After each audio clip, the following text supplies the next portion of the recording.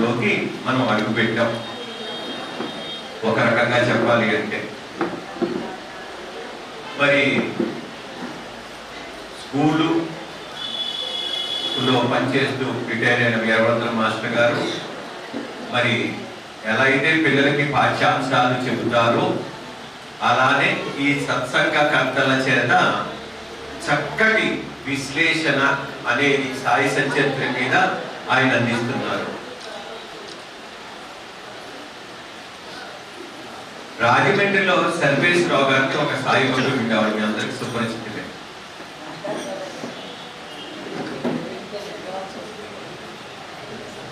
నిర్వాహకులు చెప్పారు.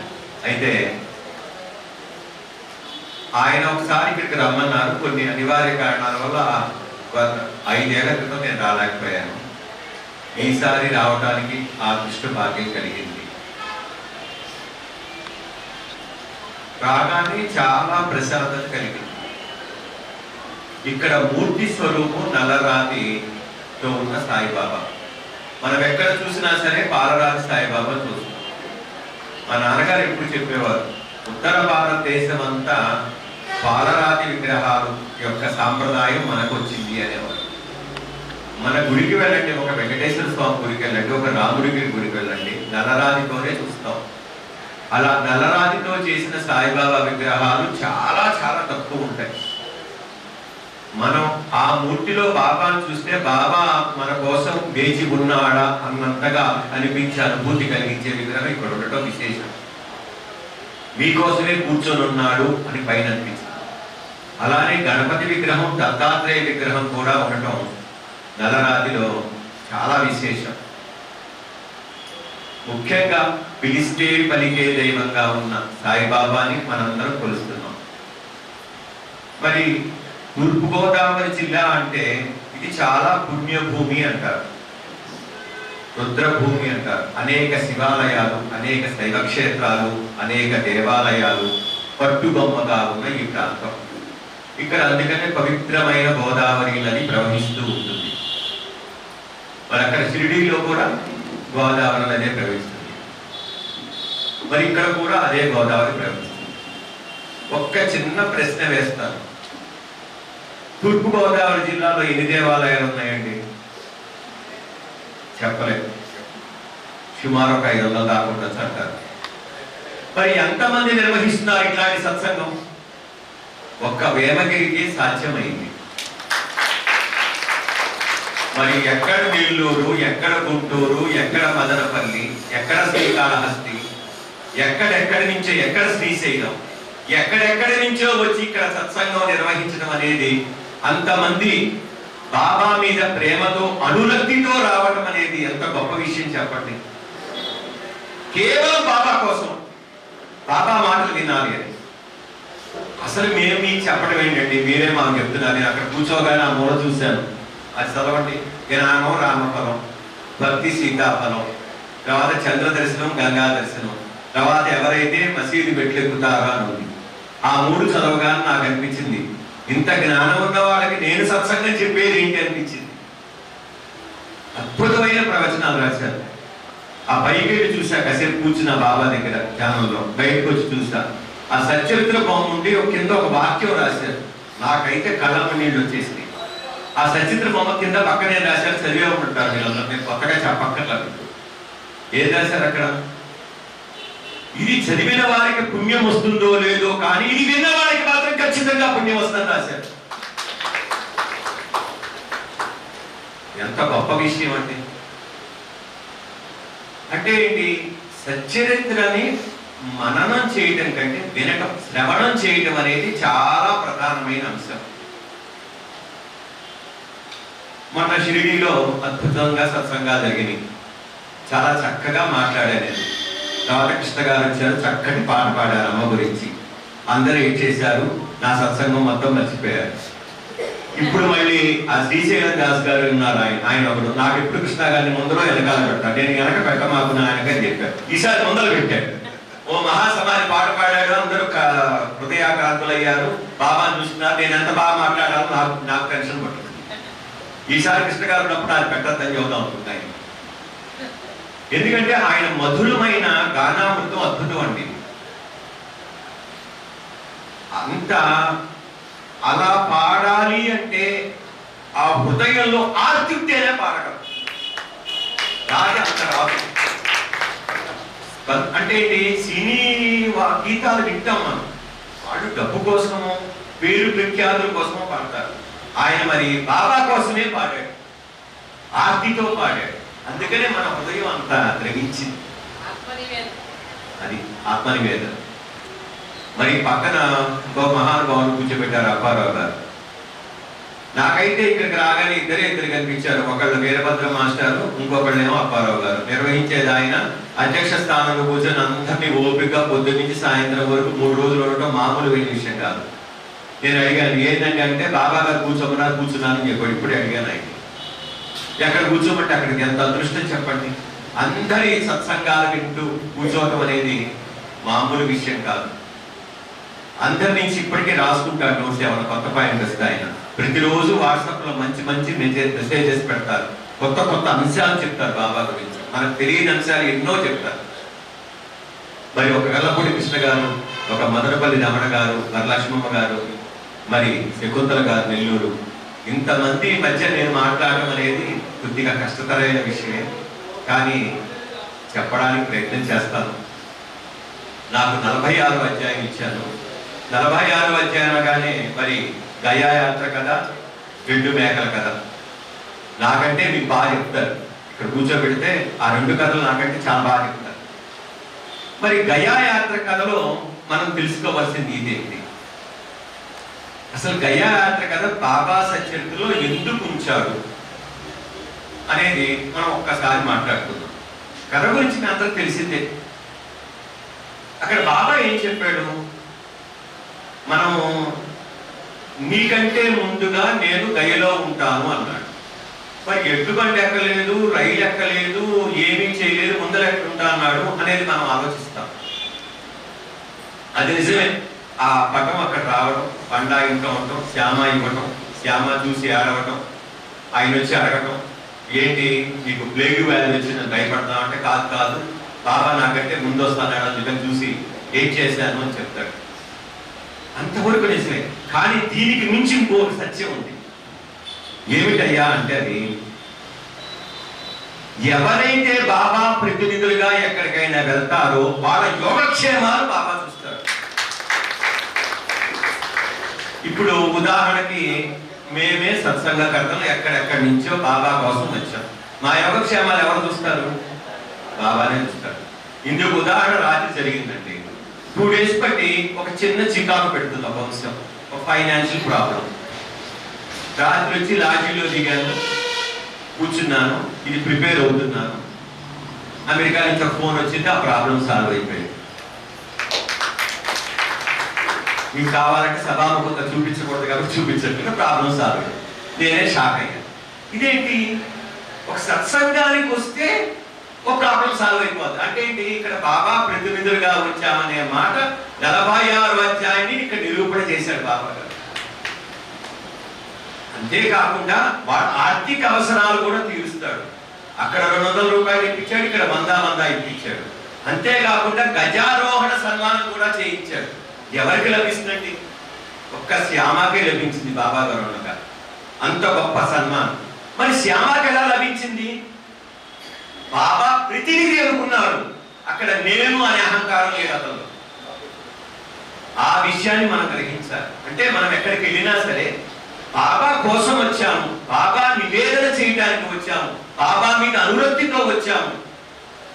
మీరు మీ పిల్లల కోసం కష్టపడతారు, కూతుళ్ళ కోసం కష్టపడతారు. అప్పుడు ఏమనుకుంటారు? నేను అనుకుంటారా, పిల్లలు అనుకుంటామా? పిల్లల కోసమేనండి నా జీవితం అంటారు. అంతటి గొప్ప భావన బాబా మీద మనకి ఎప్పుడు వస్తుందో అప్పుడు బాబా మన పక్కనే ఉంటాడు, మన అవసరాలన్నీ తీరుస్తాడు. కాకపోతే ఆ సమయము సందర్భము రావాలి. అందుకోసం మనం వెయిట్ చేయాలి.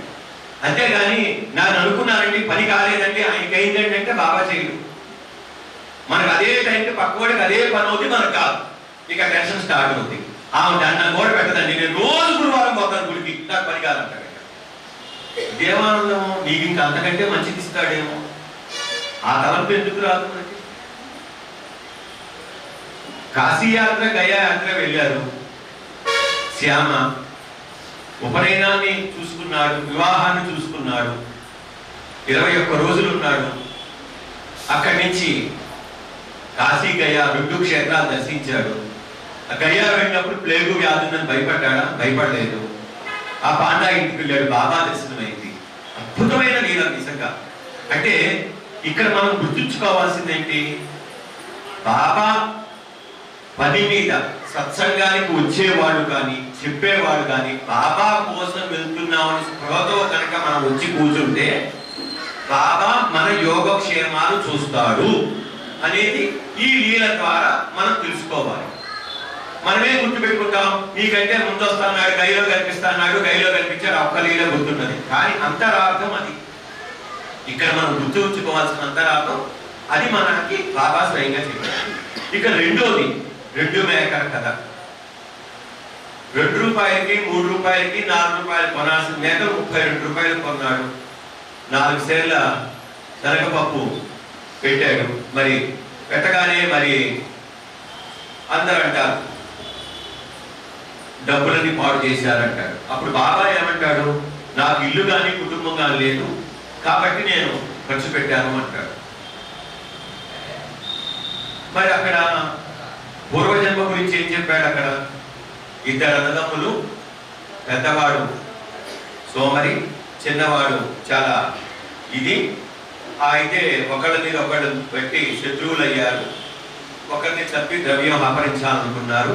దానివల్ల ఇద్దరు ఒకే క్షణంలో అదే చోటు చనిపోయారు. ఆ కర్మ ఫలాన్ని అనుసరించే మేకలుగా పుట్టారని చెప్తాడు.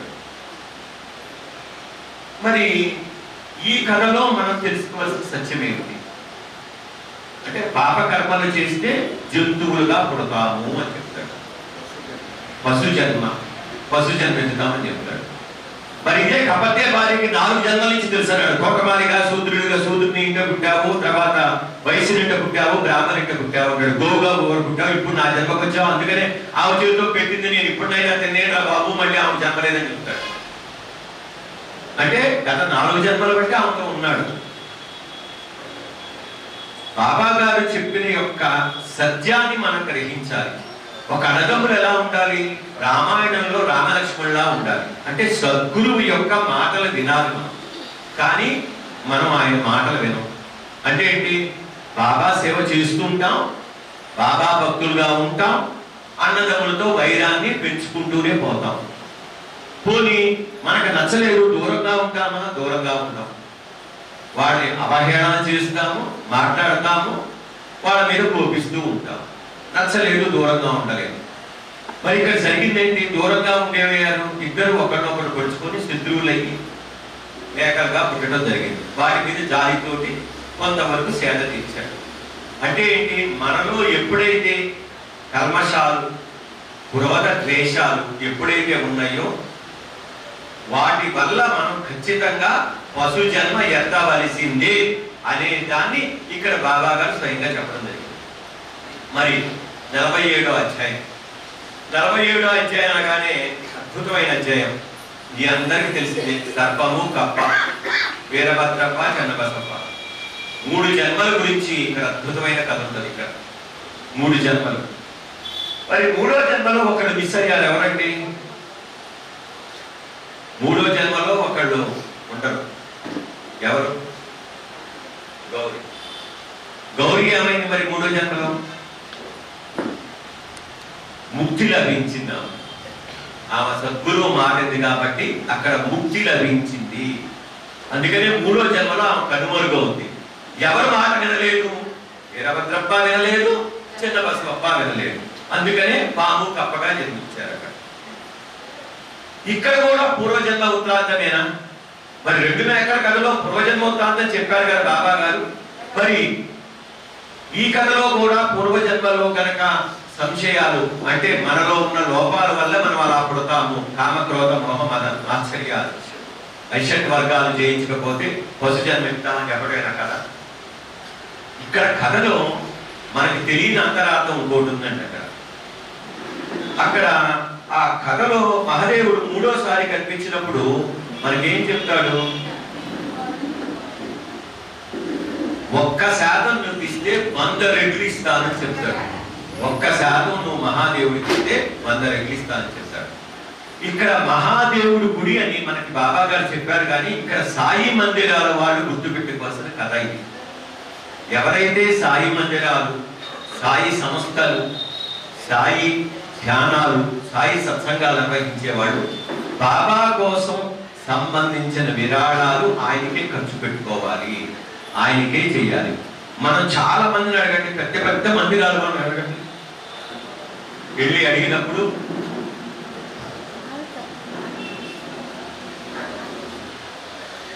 ఇంత పెద్ద మందిరం మీరు ఎలా కట్టారు అని అడిగితే నా చేతిలో రూపాయి లేదండి, అంతా బాబా గారు ఇప్పించారంటారు.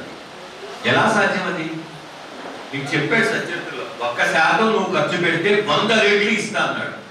అట్లానే బాబా గారు 100 రెట్లు ఇచ్చి అలానే మన చేత అద్భుతమైన మందిరం కట్టిస్తాడు. అక్కడ లోబితనం ఉండకూడదని ఇక్కడ మనకి సూచించాడు. అంటే ఎప్పుడైతే మనకు లోబితనం వస్తుందో మనం ఆయన సొమ్ము దాచిపెట్టాలి, ఆయన సొమ్ము నాది అనుకుంటామో మనము క్రూరమైన సర్పం అనే పుడతాము అని చెప్పాం. ప్లస్ ఆయన యొక్క సొమ్ముని ఆయనకి పెట్టకుండా భయపడుతూ అటు ఇటు గెంతులేస్తూ అటు ఇటు మాట్లాడతామా, కప్పవలే బెకపకలాడుతూ ఉంటాము అని చెప్పడం అర్థం. అంటే మందిరాల వాళ్ళు మనం ఎవరైనా సరే సాయి సంస్థలు నడిపేవారు మహాదేవుని సొమ్ము అనేది మనం వాడుకోకూడదనే నీతిని ఈ కథ ద్వారా చెప్పడానికి ప్రయత్నం చేశారు. మరి పూర్వజన్మలో కూడా మనకి ఇలాంటివి ఉంటే మనకి ఎలా ఉంటుంది అంటే, పూర్వజన్మలో సంబంధించిన వాసనల వల్ల మనం పుడతాం. మొట్టమొదటిగా ఒక జన్మలో ఒక రకంగా పుడితే, రెండో జన్మలో వీరభద్రప్ప చంద్రబసవప్ప అయితే, 3 జన్మలో పాము కప్ప అయ్యారు. మరి 3 పాత్రలు అక్కడే కనిపించినాయి. మరి చక్కటి పాత్రలు, అద్భుతమైన పాత్రలు. ఆ 3 పాత్రల ద్వారా మనకి బాబా గారు చెప్పదలుచుకుంది ఏంటి? ధనం మీద లోపితనాన్ని ఉంచుకో, మాకు దేవుడి సొమ్ము అనుకున్నది దేవుడికి ఇవ్వు అంటారు. ఇక్కడ చిన్న పెట్ట కథ చెప్తాను. మననే ఎక్కడో విన్నాను. అది ఒక ఆయన పాపం కష్టపడి వెంకటేశ్వర స్వామి చేయించుకున్నాడు. కొద్దిగా చిన్నగా ఉంది, దాని మీద మోసుతో వేలు పెట్టుకున్నాడు. పెట్టుకోగానే రాత్రి ఏడుకు కొద్దిగా వేలు వాచినట్టు అనిపించింది. దాన్ని తీయడానికి ప్రయత్నం చేశాడు రాత్రి అంతా. తెల్లారేసరికి వేలు ఇంత లావైపోయింది, ఉంగరం రావట్లేదు. వాళ్ళ ఆమెను అడిగితే నూనె పెట్టి ప్రయత్నం చేసింది, రాలేదు. ఇంకేం చేశాడు పాపం, అక్కడికి డాక్టర్ దగ్గరికి వెళ్ళాడు. ఏమంటే వేలు వాపు తగ్గదు, మీరు ఉంగరం కట్ చేయాల్సిందే అంటాడు. ఉంగరం కట్ చేయడానికి ఇంత మనసు ఒప్పల, ఇంత కష్టపడి మోజుపడి చేయించుకున్నాను, ఉంగరం కట్ చేయాలని బాధపడ్డాడు. ఇక సరేలే అని చెప్పేసేసి భార్యను అడుగుతాడు. భార్య ఏమంటుందంటే, కలియుగ వెంకటేశ్వర స్వామి వరాల దేవుడు, మొక్కుంటే పని అవుతుందని చెప్తుంటాడు.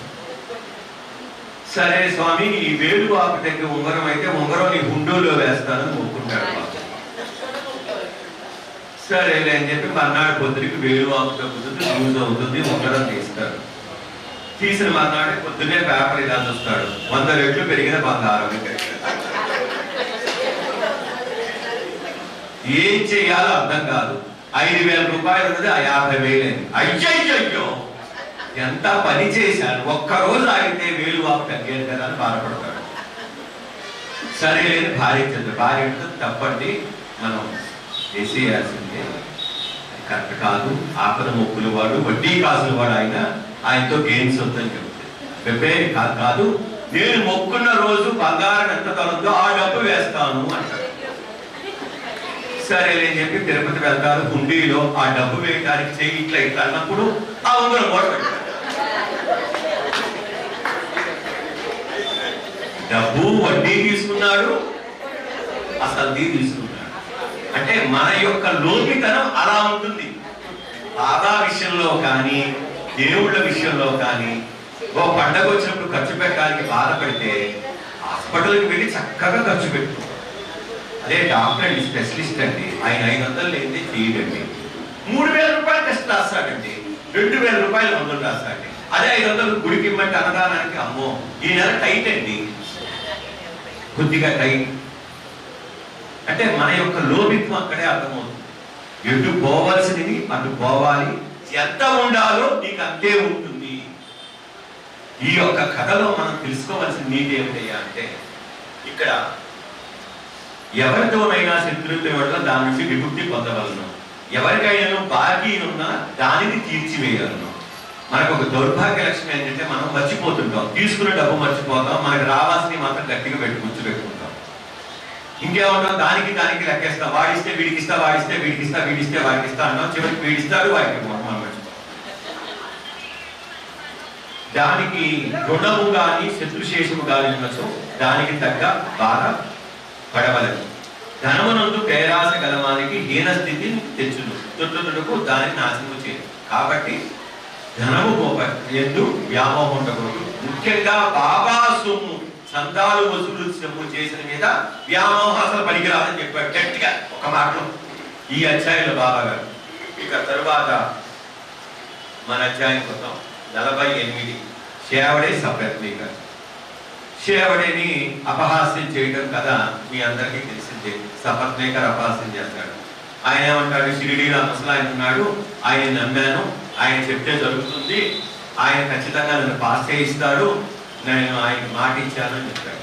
కానీ బాబా గారు ఏం చెప్తాడు షిరిడీ వెళ్తే శేవడేకి, కష్టపడి చదువు నిన్ను ఉత్తీర్ణత చేయిస్తాను అంటాడు. కష్టపడి చదవమని చెప్తాడు, చదవకుండా పాస్ చేయిస్తానని చెప్పాలా. ఈవి నరసింహస్వామి దాంట్లో చదవండి కాబట్టి కష్టపడి చదవమని చెప్తాడు, చదివిన తర్వాతే నువ్వు పాస్ అవుతావు అని చెప్తాడు. ఇక్కడ అందుకనే ఈ కథలో శేవడే పాస్ అయినట్టు రాయరు అక్కడ. అంటే అక్కడ దాని అర్థం ఏంటి, హేమాధిపతి యొక్క అర్థం ఏంటి, అతని నమ్మకమే అతన్ని పాస్ చేయించింది అని. తర్వాత సపత్నేకర్ కథలోకి వస్తాడు. సపత్నేకర్ కథలోకి వచ్చినప్పుడు కొడుకు చనిపోతాడన్న విషయం తెలుసు. కానీ ఇతని కొడుకు చనిపోయినప్పుడు షిరిడి వెళ్ళమంటే వెళ్ళడం, తండ్రి బలవంతం మీద వెళ్తాడు. ఇది కూడా బీవీ నరసింహస్వామి దాంట్లో ఉంటుంది, ఆయన సేకరించిన దాంట్లో. తండ్రి బలవంతం మీద తమ్ముడు పండితరావుతో వెళ్తాడు. ఫస్ట్ టైమే భార్యతో వెళ్ళొచ్చు కదా, భార్యతో వెళ్ళడు. ఫస్ట్ టైము తమ్ముడితో వెళ్తాడు పండితరావుతో. పండితరావుతో వెళ్ళి అక్కడ దర్శించడానికి ప్రయత్నం చేస్తాడు. ఎన్నిసార్లు వెళ్ళినా, బాలశిల్పి ద్వారా వెళ్ళినా, అటు వెళ్ళినా, ఇటు కూర్చున్నా, ఇటు నిల్చున్నా సరే వెళ్ళిపో వెళ్ళిపో వెళ్ళిపో అంటాడు. ఇప్పుడు పశ్చాత్తాపడతాడు, నేను చేసింది పొరపాటు, నేను గతంలో అవగాహనలు చేయటం వల్ల ఇలా జరిగిందని చాలా బాధపడతాడు. బాధపడి కొంతకాలానికి భార్యకి స్వప్నం వస్తుంది. మరి ఆ స్వప్నంలో బాబా గారు కనిపించడం, నీళ్ళ బిందెలో నీళ్లు పోయడానికి ప్రయత్నం చేసినప్పుడు మరి ఆమె పోయించుకోకుండా ఒంటరిగా ముందరకు వెళ్ళటం, ఆ కథ చెప్పటం, వెంటనే వీళ్ళు షిరిడి బయలుదేరటం. షిరిడి వెళ్ళగానే ఆ రెడ్డి తోట నుంచి వస్తూ ఉంటారు, చూడగానే కల్లో కనిపించి నేనే అని భార్య చెప్పడం, సంతోషపడటం భార్య భర్తలు ఇద్దరు. అక్కడ నుంచి మసీదుకి వెళ్ళటం, ఆయన పాదాలు పట్టుకోవడం, గొల్లవని స్త్రీకి కథ చెప్పటం, ఒక వైశ్యుడి కథ చెప్పటం, ఆ వైశ్యుడి కథలో కొడుకు చనిపోవటం, ఆ సమయంలో బాబా గారు వీడు నా కొడుకుని చంపాడని చెప్పి నన్ను తిట్టాడని కోపపడటం, సపత్నేకర్ తను ఊహించుకోవడం, ఇలాంటివన్నీ మీకు తెలిసింది. ఈ కథలో మనం తెలుసుకోవాల్సింది ఏంటి, తర్వాత 1కి 4 సార్లు నమస్కారం చేయబోతాడు. ఒక్కసారి ప్రేమతో నమస్కరించి చాలు అని చెప్తాడు. ప్రతిసారి నమస్కారం చేయగలదని హెచ్చరిస్తాడు సపత్నేకర్, గుర్తుపెట్టుకోడు. మళ్ళీ దక్షిణ అడుగుతాడు, మళ్ళీ 2వసారి దక్షిణ అడుగుతాడు. దానికి టెంకాయలో పెట్టి ఇస్తాడు, నీకు పిల్లలు పుడతారని చెప్తాడు. ఆ పిల్లాడికి మురళీధర్ అని పేరు పెడతాడు. ఎప్పుడైతే శ్రీకృష్ణుడి విగ్రహం పోటీలో ఉందనుకున్నా ఆ మురళీధర్ పేరే వాళ్ళు పెట్టుకుంటారు. తర్వాత భాస్కర్ జనకర్ 2 పిల్లలు పుడతారు. ఆ పిల్లలు ఒక పిల్లవాడు చనిపోతాడు. చనిపోయినప్పుడు కూడా ఇద్దరు భక్తి తగ్గదు. అంటే ఇక్కడ బీవీ నరసింహస్వామి అని చెప్తాడంటే, అంతగా బాబా దగ్గరికి రాకముందు ఉన్న సపత్నేకర్ ఎలా ఉన్నాడు, బాబా దగ్గరికి వచ్చిన సపత్నేకర్ ఎలా ఉన్నాడు అనేది చెప్తాడు. ఇదాకృష్ణగా చెప్పారు తన మాటలు. మరణ భయాన్ని పోగొడతాను అని, అంటే మరణం సత్యం, మరణ భయాన్ని పోగొట్టడం అక్కడ ఉద్దేశం. అంటే సపత్నేకర్ కొడుకుపోయినప్పుడు బాబా గారి పరిచయం కాకముందు చాలా బాధపడ్డాడు. జీవితమే కోల్పోయినట్టు ఇదయ్యాడు, ధైర్యాన్ని చెందాడు, వైరాగ్యం వచ్చింది, విరక్తి వచ్చింది, అనేక క్షేత్రాలు తిరిగాడు, ఎక్కడికి వెళ్ళినా శాంతి లభించలేదు. చివరికి బాబా గారి దగ్గరికి వచ్చిన మళ్ళీ పుత్రులు పుట్టిన తర్వాత ఆయనకు సుమారు 10 మంది పుత్రులు పుడతారు. ఆ 10 మందిలో కొంతమంది చనిపోయినా కూడా అతనికి అచంచలమైన విశ్వాసం పోదు సపత్నేకర్. ఇవన్నీ దృఢంగా జరిగితే ఉంటాయి. సచరిత్రలో కొంతవరకే రాయడం జరిగింది. ఇక్కడ ఆయన దృఢ విశ్వాసం పోదు సమర్థే గట్టిగా పట్టుకుంటారు. ఎంత గట్టిగా పట్టుకుంటారంటే బాబా గారిని ఏది జరిగినా మన మంచికే, మన యొక్క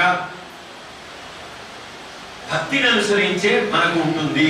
బాబా గారి పాదాలు ఒక్కసారి శరణాగతి పొందిన తరువాత మనం చింతించవలసిన అవసరం లేదు అనే ఒక్కదాన్ని గట్టిగా పట్టుకుంటాడు. అందుకని అతను పిల్లలు చనిపోయిన బాధపడతాడు, గట్టిగా ఉంటాడు. అంటే ఇక్కడ మన జీవితంలో ఒక సుఖం వచ్చింది అనుకోండి అంతా బాబాదే అంటాం. అదే ఒక కష్టం వచ్చింది అనుకోండి, బాబా నన్ను ఈ మధ్య సరిగ్గా చూడలేదండి, పక్క వాళ్ళని చూస్తున్నాడు. ఈ మధ్య బాబా గారు ట్రెండ్ మార్చాడు, కొత్త భక్తులకైతే వరాలిస్తున్నాడు, పాత భక్తులు పట్టించుకోవట్లేదు. గురువారం గురువారం ఇదే మాట. అంటే ఆ ఒక్క వారం వచ్చింది, 2 వారాలు వచ్చింది, ఆ పని అయిపోయింది, నా పని కాలేదు.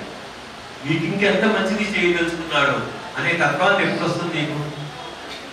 నేను వారితో కలిసి భజనకి రెగ్యులర్ గా వెళ్తానండి, ఆ ఒక్కసారే భజనకు వచ్చింది, ఆ పని అయిపోయింది, నా పని, నేను రెగ్యులర్ గా భజనకి వెళ్ళినా, నేను భజన చేస్తున్నాను, నా పని కావట్లేదు అంటాడు. నీ ప్రారంభాన్ని నువ్వు చూసావా?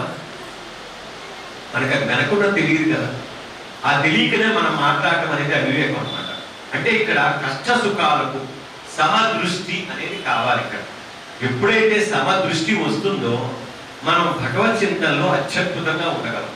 ఆ సమదృష్టి లేకపోవటం వల్ల భగవద్గీతలో కూడా చెప్పింది అది, కష్ట సుఖాలకు సమదృష్టి ఉండాలని చెప్తారు. ఆ సమదృష్టి అనేది ఎప్పుడైతే వస్తుందో మనం ఖచ్చితంగా బాబా యొక్క శరణాలు మనం పొందగలం. మరి ఇక్కడ హేమాద్ పంతు సచ్చరిత్ర అత్యద్భుతంగా రాశాడు. ఎలా రాశాడు? ఎవరిని పట్టుకున్నాడు? ఫస్ట్ దాంట్లోనే చెప్తాడు, నిబద్ధ నిరంజనుడు ఆ పిడిని పట్టుకోమంటాడు. ఎప్పుడైతే ఆ పిడిని పట్టుకున్నావో నువ్వు సంసార సాగర్ నుంచి బయటపడగలవు అని చెప్తాడు. ఎప్పుడైతే ఆ పిడిని పట్టుకోలేదో నువ్వు దాని నుంచి రాలేవు, తిరగల్లో నుంచి నలిగిపోతావు, సంసార చక్రంలో నువ్వు నలిగిపోతావు అని చెప్తాడు.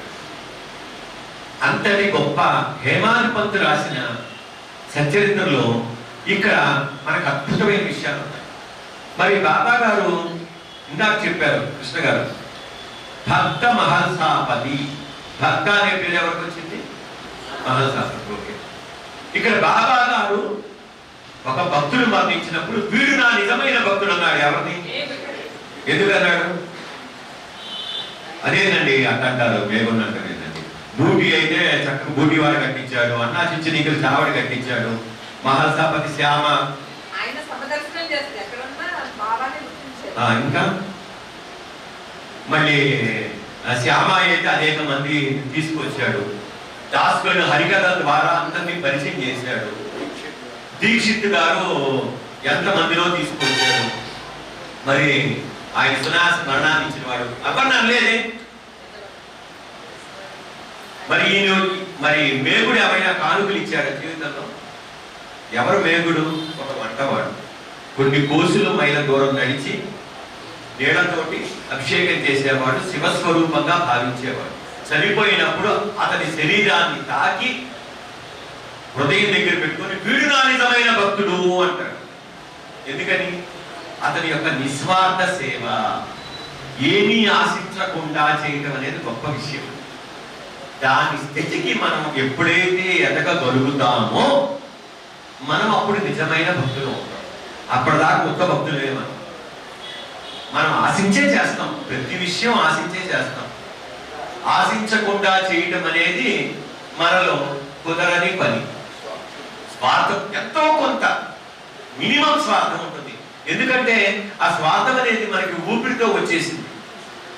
ఆ ఊపిరితో రావడం వల్ల ఏముందంటే స్వార్థాన్ని విడిచిపెట్టలేము మనం. ఒక్క మేగుడు ఆ స్వార్థం అనే విషయాన్ని దాటగలిగాడు. అందుకనే బాబా గారి దృష్టిలో నిజమైన భక్తుడుగా ఆయన అజరామరంగా మనకి నిలిచిపోయాడు. అలానే అన్నా చించనీకులు సంతానం కోసం వస్తే ఎవడుతాడు? బాబా ఏం చెప్తాడు? నీకు సంతానం కావాలా, నీ పేరు అజరామరంగా ఉండాలా అని అడుగుతాడు. మనమైతే ఏమంటాం? వెంటనే సంతానం కావాలంటే పేరు నేను ఉంటాను పోయిందా అంటాం. వెంటనే ఆయన కోర్టు కేసులో గెలవటం, ఆ ధనాన్ని తీసుకొచ్చి చావడికి ఇవ్వటం. ఇప్పటికీ ఆ చావడి మీద పేరు ఉంటుంది, లక్ష్మీబాయి చించనీకర్ పేరు. అంత గొప్ప దీన్ని పొందాడు. మరి దుమాలు కానీ వీళ్ళందరూ ఎంతో కష్టపడి బాబా యొక్క పాదాలు పట్టుకొని, బాబా యొక్క శరణాగతి పట్టుకొని ఇంత చేయగలిగారంటే మామూలు విషయం కాదు. ఎందుకంటే అండి, బాబాని ఒక్కసారి స్మరించుకుంటేనే మనకి ఒళ్ళు గొగ్గురు పాట వస్తుంది. ఇందాక ఆ పాట వినగానే అందరం ఎందుకు ఏం చేసాం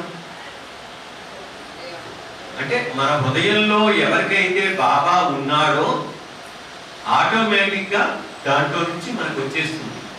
ఎప్పుడైతే బాబా లేకుండా మనం వేరే ఆలోచిస్తున్నాం అనుకోండి, ఆ ఆత్మత రమ్మన్నా రాదు. మన అమ్మాయి ఫారెన్ వెళ్ళింది, మన అబ్బాయి ఫారెన్ వెళ్ళాడు, తిరిగి వస్తాడు అన్నీ రాగానే ఎయిర్పోర్ట్ లో ఇంట్లో చూడగానే పట్టుకొని ఏం చేస్తాం అంటే, ఎవరిని పక్కన పిలుతారా, ఎవరిని ఏడవమని చెప్తున్నారా?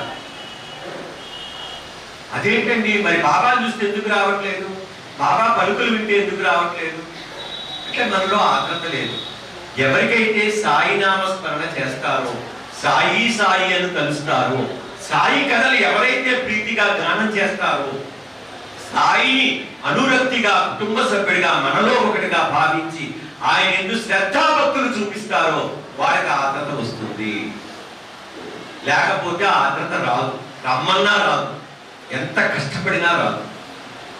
ఎందుకంటే ఆత్మత రావాలంటే యోగ్యత ఉండాలండి. ఆ యోగ్యత కోసమే ఇవన్నీ కూడా మన సత్సంగాలు, భజనలు, కీర్తనలు, స్తవన మంజరి పారాయణాలు, నక్షత్రమాలికా పారాయణాలు, చాలీసా పారాయణాలు ఇవన్నీ చేసుకుంటూ వెళ్ళగలిగితేనే మనం ఆ స్థాయికి పూర్తిగా వెళ్ళగలం.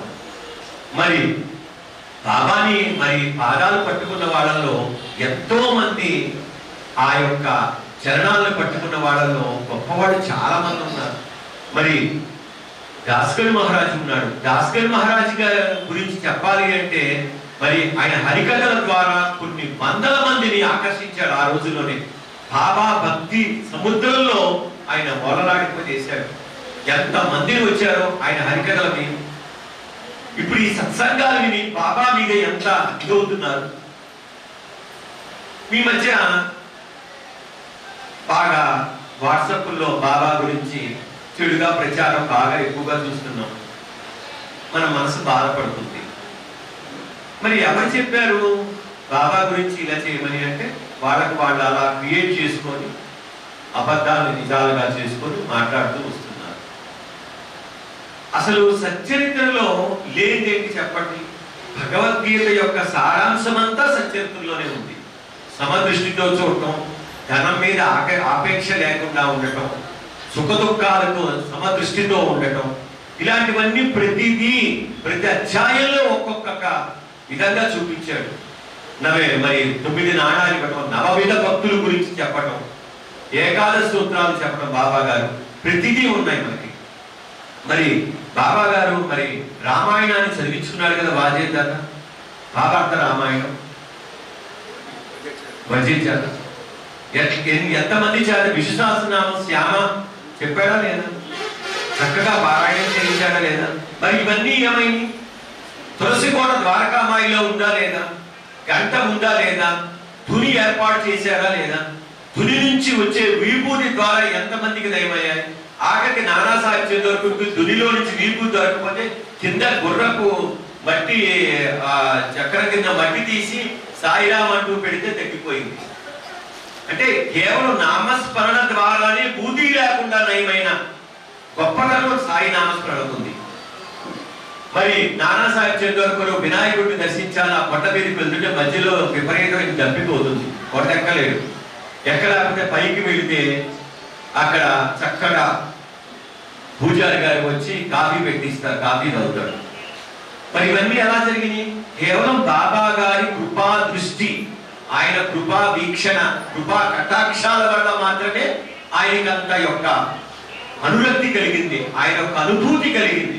మరి 72 గంటల మహాసమాధి, మరి మహల్సాపతి ఎలా ఉండగలిగాడు చెప్పండి? 72 గంటల పాటు కూర్చోవడం మనం గంట సత్సంగంలో కూర్చోమంటే అమ్మో సెల్ ఫోన్ చూడకపోతే ఎన్ని కాల్స్ వస్తాయి, ఎన్ని వాట్సాప్లు వస్తాయి, ఎంతమంది గుడ్ మార్నింగ్ పెట్టాలో, ఎంతమందికి రిప్లై అయిపోతే ఫీల్ అవుతారో, అయ్యో పాప చేసింది, అల్లుడు గారు చేశారు, అయ్యో పని చేశాడు, అయ్యో అనుకుంటాం, మా వారు చేశారు అనుకుంటాం.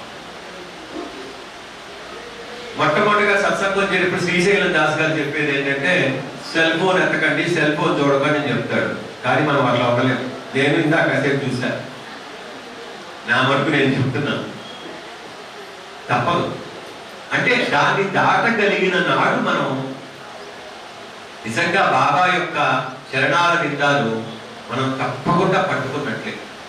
అది గనక లేకుండా మనం ఎంత చేసినా, ఎన్ని చేసినా సరే మనకి నిష్ప్రయోజనం. మరి బాబా గారు చెప్తారు, నేను షిరిడీలో ఉన్నానని భ్రమపడమాకు, నేను అన్ని చోట్ల ఉన్నాను అని చెప్తాడు. అందుకనే గయలో చూడగానే శ్యామ ఎక్కి ఎక్కి ఏడ్చేశాడు. ఆయన కర్రా వచ్చిందని బాధపడుతున్నావా అని అంటాడు. కాదు, కర్రా గురించి కాదు, ఈ పట్టం చూడగానే నీకంటే ముందుంటా అన్నాడు. అందుకని ఆ మాటలు గుర్తొచ్చాడు. నాకు ఈ శ్యామ ఇచ్చాడు, ఈయనే ఇచ్చాడు విషయం ఆయనకి తెలియదు. తర్వాత గుర్తుపెట్టి మీరే ఇచ్చారని 12 సంవత్సరాల క్రితం గుర్తు చేసుకుంటాడు. గుర్తు చేసుకోగానే ఎంతో ఆనందపడతాడు. ఆ పాండా బాగా ధనవంతుడు. ఆయన పల్లకీలో కూర్చొని ఈయన ఒక ఏనుగు మీద కూర్చొని ఊరేగిస్తాడు. సాయి లీలా మాసపత్రిక ఉంది, మీకు ఐడియా ఉంది కదా, షిరిడి సంస్థానం వాళ్ళు. అక్కడ ఒక చిన్న లీల చెప్తారు మీకు, చిన్న లీల. మరి మనందరం కాకడ హారతి మ్యాక్సిమం వెళ్తాం షిరిడి వెళ్తే, తెల్లవారులో 2 3 లేచి. ఏ నీళ్ళతో స్నానం చేయిస్తారు? గోరువెచ్చటి వేడి నీళ్ళు. చన్నీళ్ళతో ఎందుకు చేయించరండి? అక్కడ బాబా గారు ఉన్నారనే కదా, మానవ శరీరంతో ఉన్నారనే కదా. మరి చలికాలం వస్తే స్వామి మీరు అని చెప్పేస్తారు, చలికాలం వస్తే ఏ వస్త్రాలు కప్పుతారు? రగ్గులు కప్పుతారు. ఎందుకని? అది వేసవికాలం ఎందుకు కప్పరు? ఇప్పుడు ఎన్ని చోట్ల కప్పుతారు. వేసవికాలం 3 వస్త్రాలు. ఈయన ఎన్సైక్లోపీడియా బాబా గురించి అప్పారావు గారు మన దృష్టిలో. ఆయన దగ్గర మాట్లాడటం కష్టం, అయినా సరే ధైర్యం చేసి మాట్లాడుతున్నారు. అయితే ఇక్కడ కొన్ని సంవత్సరాల క్రితం జరిగిందండి ఇలా, అంటే ఇప్పుడు 1980s లో. ఆ సంస్థాన అధిపతికి ఏమైందంటే మేనేజర్కి శుక్లం ఆపరేషన్ చేయించుకోవాల్సిన అవసరం వచ్చింది. అప్పట్లో షిరిడీలో అంత సదుపాయాలు బాంబే వెళ్ళాల్సి వచ్చింది. ఆ కింద వాళ్ళందరికీ చెప్తాడు, రేపు పొద్దున్నే నాకు ఆపరేషన్ ఉంది అక్కడ, నేను నైట్ వెళ్తున్నాను, నైట్ 10 వెళ్తాను, అక్కడ నేను పొద్దున్నే ఉదయాన్నే ఆపరేషన్ 4కి 7కి 4 కల్లా అక్కడ నేను రీచ్ అవ్వాలి, పడుకోవాలి. నేను సమయం ఇక్కడ ఉండదు కాబట్టి పొద్దున్నే వేడి నీళ్లు పెట్టి చక్కగా చేయండి, శుభ్రం చేయండి, సమాధి చేసిన తర్వాత మీరు కాకర హారతి నిర్వహించని చెప్తాడు. మరి అధికారులు లేనప్పుడు కొద్దిగా సేవకులు ఉద్యోగులు బతకిస్తారు కదా. ఆ రోజు చలికాలం కదా, బాయిలర్ అంతా మండినా సరే, మండించడానికి ప్రయత్నించినా సరే మండలేదు ఆ రోజు. వీళ్ళ దురదృష్టం. ఆయన ఎటు లేడు కదా, చలికాలం కదా అని చెప్పేసి చల్లటి నీళ్ళు తీసుకొచ్చి సమాధి మీద చల్లటి నీళ్ళతో శుభ్రం చేస్తారు. శుభ్రం చేసి కాకర హారతి నిర్వహించారు. అదే సమయంలో ఆయన అక్కడ నిద్రపోతూ ఉంటాడు. ఎక్కడ? బాంబేలో ఆ బెడ్ మీద, హాస్పిటల్ బెడ్లో. ఆయనకి ఒక ముసలతను వచ్చేసి ఒడిగిపోతా, ఏరా ఈరోజు నువ్వు లేవని చెప్పి నాకు చన్నీళ్ళు పోసారా అని తిడతాడు. ఈయన ఉలిక్కిపడి లేస్తాడు. ఉలిక్కిపడి లేచి ల్యాండ్ లైన్ ఫోన్ చేస్తాడు షిరిడి సంస్థానానికి. ఏం జరుగుతుందంటాడు. హారతి అయిపోయిన స్వామి, హారతి జరుగుతుంది, చివరిలో వచ్చిందని చెప్తారు. కాదు పొద్దు నుంచి ఏం జరిగింది చెప్పంటారు. ఏముందండి, ఇంటికి లేచాం, ఇంటికి చేసాం. కాదు బయట ఇంకోసారి చెప్పండి అంటారు. స్నానం చేయించారంట. ఏ నీళ్ళతో? మామూలుగా, నేను మామూలు కాదు, ఏం జరిగిందంటారు. బాయిలర్ అరగడం చన్నీళ్ళు పోసామని చెప్తారు. అంటే ఏంటి? అక్కడ సమాధి అనేది మనం చూడకూడదు, అక్కడ బాబా ఉన్నాడు. అందుకని ఆ విగ్రహం చూడగానే ఎవరైనా సరే తన్మయత్వం చెందుతారండి. ఇప్పుడు ఒక్కసారి మన కళ్ళు మూసుకుని ఆ విగ్రహం నవ్వుతూ కనిపించేస్తుంది. అంటే ఏంటి? అక్కడ బాబా కూర్చొని ఉన్నాడనే స్పృహతో కనుక మనం ఆ లోపల కాలు అడుగు పెడితే ఆ స్పృహతోనే ఉంటాం. అప్పుడు లోపలికి వెళ్ళిన తర్వాత మనం అమ్మ ఎక్కడుంది, నాన్న ఎక్కడున్నాడు, పిల్లలు ఎక్కడుందని చూడం. అందరూ వస్తారు బయటికి. ఆ లోపలికి వెళ్ళగానే ఆ యొక్క భక్తులు ఫోటోలు చూడగానే అన్ని గుర్తుకు రావాలి మనకు. ఒక్కొక్క భక్తులు చూడగానే ఆయా సంఘటనలు మీ మదిలోకి వస్తే మీరు నిజంగా సాయితత్వంలో ఉన్నట్టు.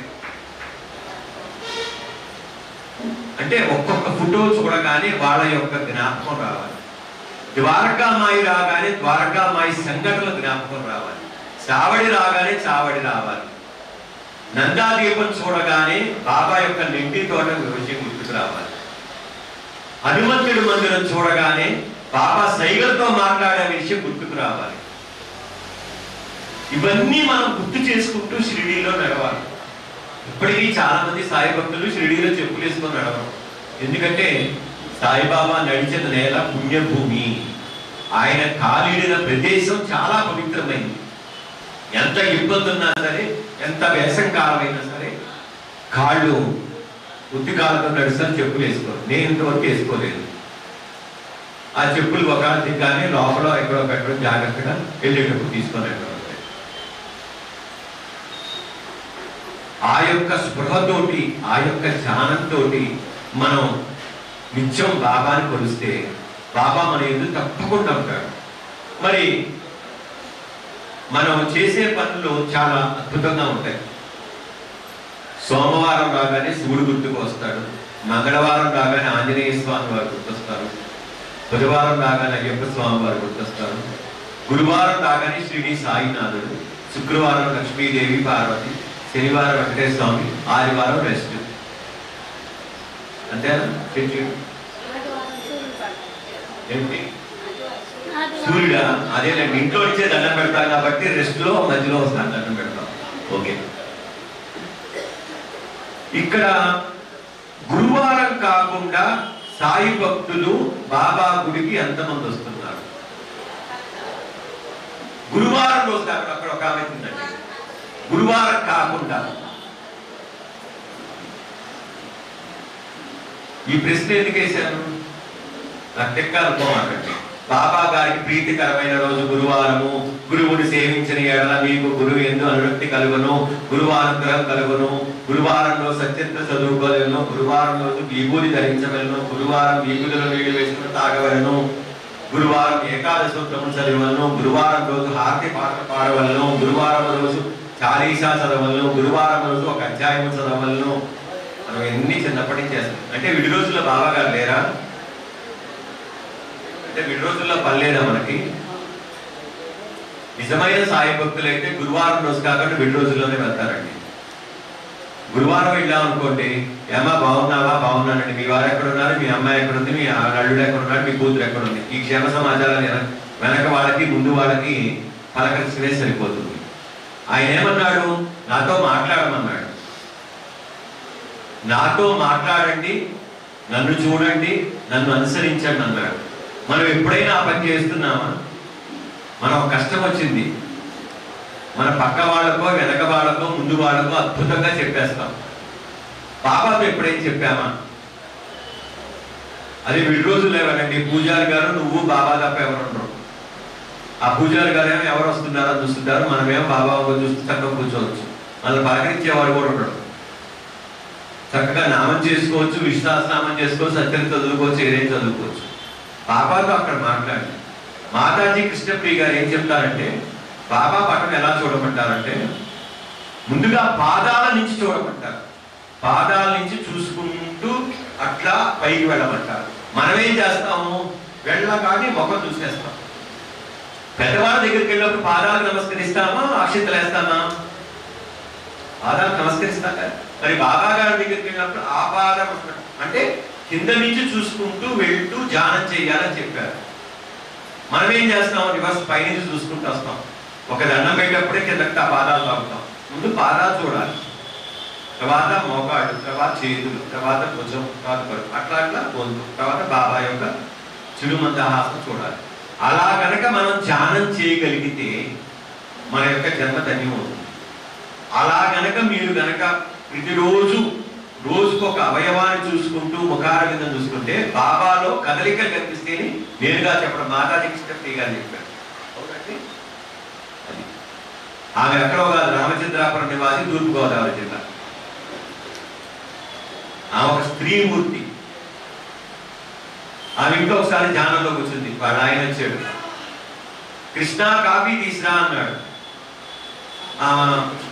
మాతాజీ కృష్ణ కాఫీ తీసురా అన్నాడు వాళ్ళ. వెంటనే ఆమె తీసుకొచ్చి కాఫీ ఇచ్చింది. కాఫీ తాగాడు. అద్భుతంగా ఉన్నాయి కృష్ణ అన్నాడు అని తాగేదాకా ఆమె నుంచున్న ఆమెతో వెనకపాడేళ్ళి ఆమె చీర కొంగు పట్టుకున్నాడు. ఆమె చకచకా గదులు దాటుకుంటూ వెళ్తుంది. చివరి గది దాటారు, యారు బయటకు వచ్చారు, గోడలోకి వెళ్ళి చీర చేతులు వెళ్ళింది. ఇప్పటికీ ఆ చీర అక్కడ ఉంది వాళ్ళ ఇంట్లో.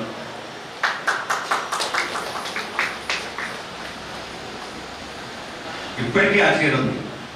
ఈమె పరుగు లోపలికి చూస్తే పూజా మందిరంలో ఆమె చక్కగా కూర్చొని ధ్యానం చేసుకుంటుంది. బాబా ధ్యానం. వచ్చి కాఫీ ఇచ్చింది ఎవరండి? అంత గొప్ప మహాతల్లి మాతాజీ కృష్ణ పేరు. ఆమె సత్యేంద్ర రాసింది అత్యద్భుతం ఉంది, చాలా బాగుంది. ఆమె కృష్ణ భక్తురాలు. కానీ బాబా తత్వంలోకి వచ్చి బాబా మందిరం కట్టారు అక్కడ రామచంద్రాపురంలో. మీరు రామచంద్రాపురం వెళ్తే బాబా మందిరాన్ని ఖచ్చితంగా దర్శించండి. మీకు దగ్గర కాబట్టి చెప్తున్నాను. ఒక్కసారైనా వెళ్ళి రామచంద్రాపురం వెళ్ళినప్పుడు, ద్రాక్షారామం వెళ్తాం కదా, పక్కనే రామచంద్రాపురంలో బాబా మందిరం ఉంటుంది, కృష్ణ మందిరం ఉంటుంది, తప్పకుండా దర్శించండి. అద్భుతమైన లీలలు అన్నమాట. ఆమెకు ఎన్నో జన్మలు ప్రారంభం ఉంటుంది. 18 రోజుల 12 రోజులు జనం వస్తున్నాం. 12 సేవ చేస్తుంటే ఎన్నో జన్మల ప్రారంభం ఉంటుంది. 12 రోజులు జనంతో 12 జన్మల ప్రారంభాన్ని తీసేస్తాడు ఆమెకి బాబా గారు స్వయంగా చెప్తాడు. ఆమె దగ్గర మా ఇంటికి వచ్చింది. ఆమె మేము సేవలో అది గులాబ్ పూలతో పూజ చేశాం మా నాన్నగారు.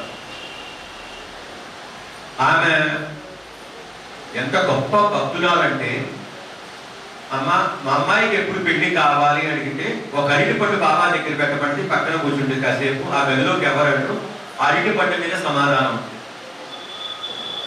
అంత గొప్ప భక్తురాలు మాతాజీ కృష్ణకి. అంటే ఆమె బాబాని పరమావధిగా, బాబాని జీవిత సర్వస్వంగా భావించింది. అంటే ఇహపరాలు వదిలేసి కేవలం బాబాతోనే ఉన్నాను, బాబానే ధ్యానం చేస్తున్నాను, బాబా నా యుద్ధున్నాడని అనితర సాధ్యంగా భావించింది. అలా చేయటం అందరి వల్ల కాదు. దాంట్లో కొద్దిైనా సరే, కొంత శాతమైనా సరే మనం బాబా పాదాలు పట్టుకొని బాబాని శరణాగతి వెళితే తప్పకుండా ఆయన మన కోరికలు తప్పకుండా నెరవేరుస్తాడు. దాంట్లో సంశయమే లేదు. ఇంకొక ఆమె ఉంది. ఇక్కడ స్త్రీ భక్తులు ఎక్కువ వచ్చారు కాబట్టి స్త్రీ భక్తుల గురించి చెప్పాలనిపించిన మాటలు చెప్తాను. గుంటూరు జిల్లాలో పొన్నూరు దగ్గర నండూరు అని ఉంటుంది. అక్కడ పూలమ్మ గారు అని ఉంటారు, నండూరు. ఆమె పేరు అసలు పేరు కామేశ్వరమ్మ గారు. చుండూరు కామేశ్వరమ్మ గారు, చుండూరు కామేశ్వరమ్మ గారు. ఆమెకు ఒక స్పెషాలిటీ ఉందండి. ఆమె బాబా దగ్గర కూర్చొని ఇలా పూజ చేస్తే ఇలా చేతి నిండా పూలు వచ్చేసి, గులాబ్ పూలు, మందార పూలు, ఏ పూలు కావాలంటే ఆ పూలు వచ్చేసి. అందుకని ఆమె పూలమ్మ గారు అన్నారు. మనం సచరిత్రలో ఒక కథ మీ అందరికీ తెలిసిందే. కాశీ గయా వెళ్ళి స్నానం చేద్దాం అనుకుంటే బాబా గారు దాసుగడు అడిగితే పాదాలప్పటి వస్తాయి. ఆయన నెత్తిన చదువుకుంటాడు. అంతేనా చంద్ర గారు? కానీ తీర్థంగా స్వీకరించారు. తర్వాత బాధపడతాడు దాసుగడు. ఆ రోజుల్లో తీర్థంగా స్వీకరించడానికి ఏడుస్తాడు. అంటే ఏంటి? ఆ టైంలో తెలియలా ఆ లీల. అలాంటి లీల పూలమ్మ గారి జీవితంలో జరిగింది. అది ఎలా అంటే మన ప్రయాగరాజు అందరూ వెళ్ళారు కదా, అలాంటి పుష్కరాలు వచ్చినాయి ఆ రోజుల్లో. అందరూ చుట్టుపక్కల వాళ్ళందరూ వెళ్ళారు. ఈ యొక్క ఆర్థిక పరిస్థితి లేదు. భర్త ఏదో చిన్న సంపాదన ఏడుస్తూ బాబా పట్టం ముందు కూర్చుంది. కూర్చునేటికే కాలు మీద కాలేసిన పట్ట మీద కూర్చునేటికే ఆ పట్టంలో నుంచి నీరు రావడం ప్రారంభించింది. 2 బకెట్లు నీళ్లు వచ్చింది. ఇది ప్రత్యక్షంగా జరిగిన నీడ. ఆ నీడతోటి అది కాశీ, గంగా, ప్రయాగ తీర్థం స్నానం చేశారు ఆ రోజుల్లో. అట్లా ఆమెకు అద్భుతమైన లీలలు పూలమ్మ గారి జీవితంలో చాలా గొప్ప లీలలు ఉన్నాయి. మామూలు లీలలు కాదు. ఎందుకంటే మా నాన్నగారు ఆదిపూడి మోహన్ రావు గారు తూర్పుగోదావరి జిల్లాలో అనేక చోట్ల బాబా మందిరాలు స్థాపించడం, బాబా ఇళ్లలో చేయడం చాలా గొప్ప విషయం. నేను ఇక్కడ ఉపన్యాసం అని రాగానే నా ఒళ్ళు గగురుపాడుతుంది. మా నాన్నగారు ప్రచారం చేసిన నేల ఇక్కడ చెప్పడం నా అదృష్టంగా భావిస్తున్నా. ఎందుకంటే బాగా పిలిచాడు, వచ్చాను, చెప్పగలిగాను. అంతేకాకుండా మా నాన్నగారి దగ్గరికి వచ్చినప్పుడు పూలమ్మ గారు ఒక మాట చెప్పారు, మోహన్ రావు నువ్వు కాలు మీద కాలు వేసుకున్న బాబా ఫోటోకి చేస్తున్నావు మంచిది, ఆయన సాయినాథ్ మహారాజు, నువ్వు అదే పూజ ద్వారకామాయి ఫోటో పెట్టి చేయి, వెంటనే నీ పొందవుతుంది అని చెప్పారు. మా నాన్నగారి జీవితకాలం ద్వారకామాయి ఫోటోకే ఎక్కువ ప్రాధాన్యత ఇస్తూ దాన్నే పూజలో పెట్టుకునేవాడు. ఎందుకంటే కొబ్బరికాయ హారతి అన్నీ ఉంటుంది పూజకని, ద్వారకామాయిలోనే బాబా గారు నివసించారని అలా చెప్పేవారు. అంటే అంత గొప్ప తత్వంలో ఉండేవారు. భిక్షాటన ఫోటో మహాలక్ష్మి స్వరూపంగా చెప్పేవారు. జేబులో పెట్టుకోమనేవాడు, ఆడవాళ్ళు పర్సులో పెట్టుకోమనేవాడు. అలాంటి గొప్ప విషయాలు అంటే నేను చెప్పినవి కాదు, నేను క్రియేట్ చేసినవి కాదు. ఎప్పుడో 1970లో 80లో జరిగింది నేను చెప్తున్నాను. కేవలం ఆ రోజుల్లోనే చెప్పారు. మన దురదృష్టవశాత్తు ఏంటంటే మనం తెలుసుకునే తీరిక లేదు, వినే ఓపిక లేదు, ఆతృత కూడా మనకు లేదు, అంత సమయము లేదు. మనకి సెల్ ఫోన్ యుగం వచ్చింది, అన్ని యూట్యూబ్లో చూడటం, యూట్యూబ్లో వింటాం తప్ప ఒక చోట కూర్చొని ఒక సద్గురువు దగ్గర సన్నిధానంలో ఒక సత్సంగం విందామని ఆసక్తి, అనురక్తి రెండూ లేవు. అది ఎప్పుడైతే మనకు కలుగుతుందో ఖచ్చితంగా బాబా పాదాలు మనం ఖచ్చితంగా పట్టుకోగలం. ఇక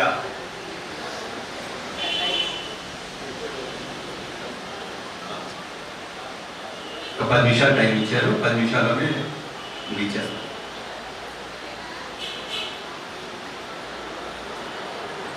ఇక చివరిగా ఒక భక్తుడి గురించి చెప్పి ముగించేస్తాను. కాలాతీతం మొదలు భోజనానికి సమయం ఉంది కాబట్టి. ఎవరయ్యా ఆ భక్తుడు అంటే వేమూరి వెంకటేశ్వరరావు గారు, రేపల్ల నివాసి, న్యాయవాది. ఈయన ఎంత గొప్ప భక్తుడు అంటే చాలా సచరిత్ర రాశాడు. ఆయన ఆ రోజుల్లోనే సాయి సత్యవ్రతం కాగితాల మీద రాసుకొని ఒక 10 ప్రతులు రాసుకొని జిరాక్సులు కూడా లేవు ఆ రోజుల్లో, అవి పంచి వ్రతాలు చేయించేవాడు చేతితో రాసి. ఆయన రాసిన సాయి సత్యవ్రతం చాలా విశిష్టమైనది. వేమూరి వెంకటేశ్వర గారు ఈయన న్యాయవాది. ఈయన ఒకసారి ఏదో ఒక బాబా ప్రవచనానికి ఒక ఊరు వెళ్ళాల్సి వచ్చింది. అదే సమయానికి కోర్టులో ఈయన హాజరయ్యి బాధించాల్సిన సమయం. ఈయన బాబా మీద భారం వేసి వెళ్ళిపోవడం జరిగింది. తర్వాత ఊరి నుంచి వచ్చాడు, ఆ సత్సంగం అయిపోయింది, ఆ బాబా ప్రవచనం అయిపోయింది, ఊరి నుంచి వచ్చాడు, రాత్రి కూడా కూర్చున్నాడు. మర్నాడు పొద్దున్న అతను ప్రతిపాదించాడు. వచ్చి అతనికి ఏ విధంగా సారీ చెప్పాలి, ఏ విధంగా క్షమాపణ చెప్పాలి, రాలేకపోయాని చెప్పడానికి ప్రిపేర్ అవుతున్నాడు. ఆయన వచ్చి స్వీటు, హాటు, పండ్లు, పూలు తీసుకొని వచ్చాడు. ఏంటి వచ్చాక దాని కేసు గెలిచారు కానీ మీరు అద్భుతంగా వాదించారు అంటే ఏంటి, ఈయన తరపున బాబా వెళ్ళి కోర్టులో వాదన చేసి ఈయన కేసు గెలిపించాడు. అంత అద్భుతమైన కేసు జరిగింది ఆయన జీవితం.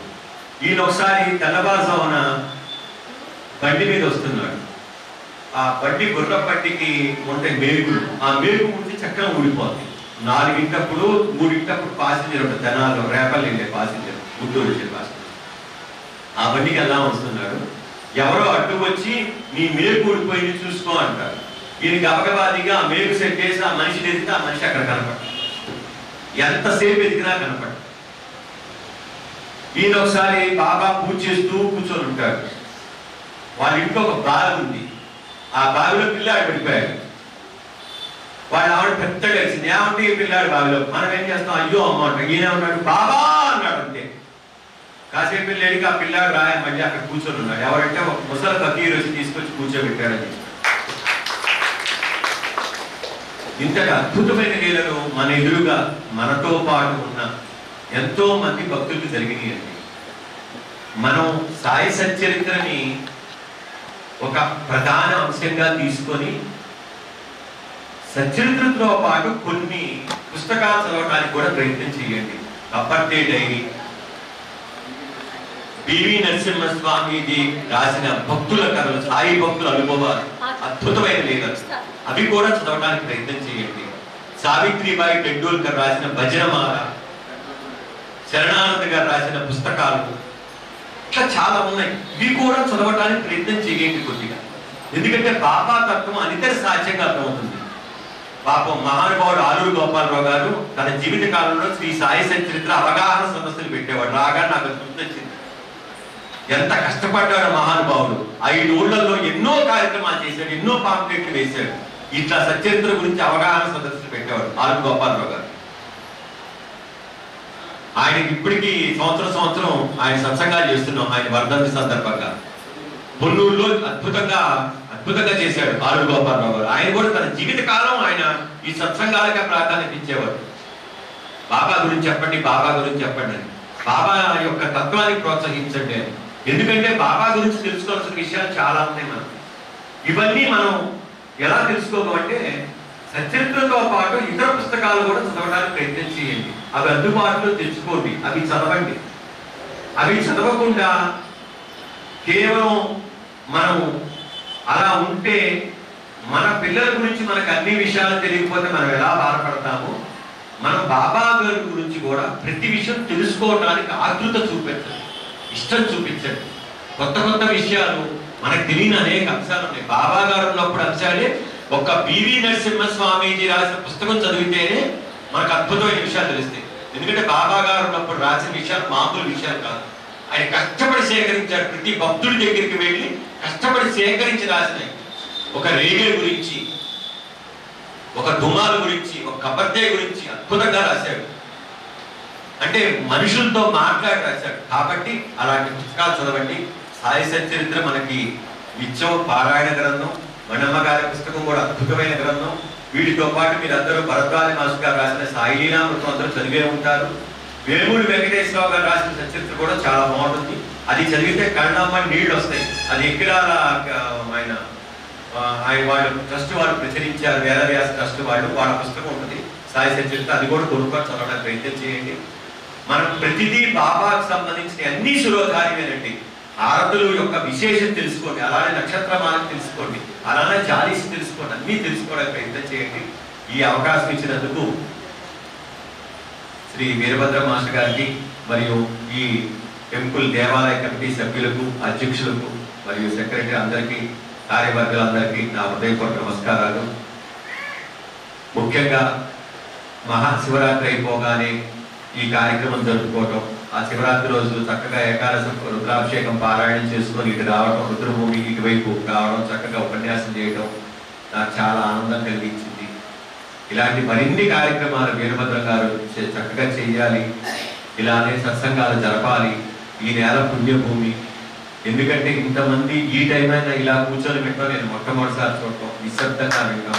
నిజంగా మీరంతా ధన్యులమ్మా. మేం కాదు, చెప్పడానికి వచ్చిన వాళ్ళు మేం కాదు, విన్నవాళ్ళు మీరు ధన్యులు. నిజంగా మా జన్మ చరితార్థమైంది. నమస్కారం.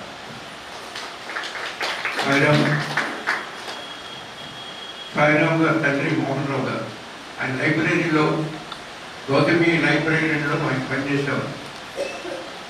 అద్భుతంగా సాయి మందిరాల నిర్మాణం జరిగింది ఈస్ట్‌గోదావరిలో.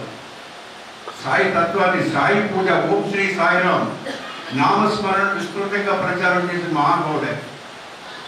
అనేక రకాల భజనలు, సత్సంగాలు ఎన్నో జరిగినవి. ఇప్పటికీ ఆ వారు చేసినటువంటి ఆ కార్యక్రమాలు ఇప్పటికీ కొనసాగుతూనే ఉన్నాయి.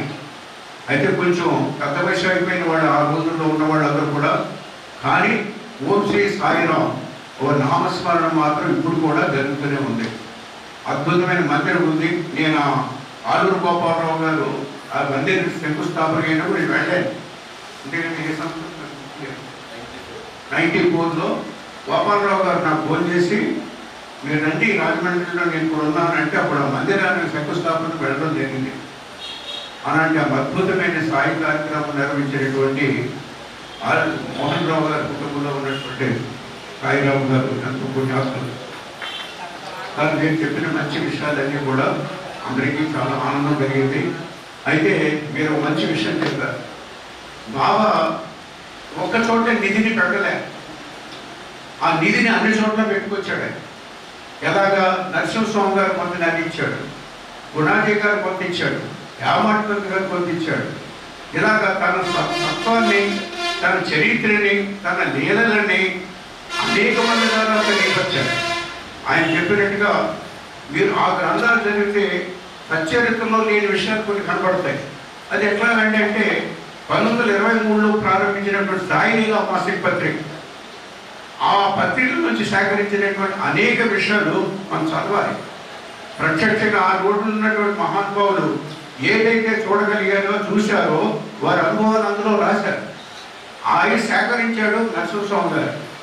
1936లో అనేక కష్టాలు పడి, అనేక బాధలు పడి ఆ నరసింహస్వామి గారు మద్రాసు ఆయన భోజనానికి ఇబ్బంది పడి, వసతి సౌకర్యాలు లేకుండా ఈ బాబా భక్తుల దగ్గరికి వెళ్ళి వాళ్ళ యొక్క అనుభవాలన్నీ సేకరించి భక్తుల అనుభవాలు, డివోటీస్ ఎక్స్పీరియన్స్ అని ఒక అద్భుతమైన గ్రంథం. ఆ గ్రంథం చదివితే అసలు కళ్ళ నీళ్ళు వస్తాయి.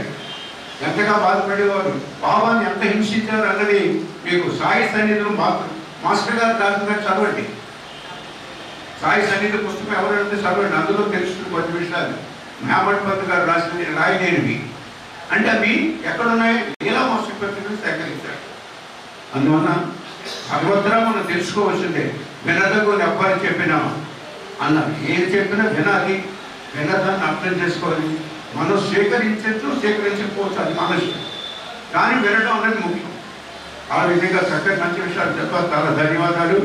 మళ్ళీ బాబా గారు అవకాశం ఇస్తే మళ్ళీ మీరు ఏదో కార్యక్రమం మళ్ళీ కలుద్దాం. ఇప్పుడు ఈ భోజన విరామం ముందు మధ్యాహ్నం మంది సాయి గురు బంధువులు వెళ్ళిపోయే ప్రోగ్రాం కాబట్టి వాళ్ళకి చెల్లు జ్ఞాపకాలు సన్మానం. కృష్ణ గారు, రమాదేవి గారికి పురపల్లి జానకిరామయ్య గారు, సత్యవాణి గారు సన్మానిస్తారు. పురపల్లి జానకిరామయ్య గారు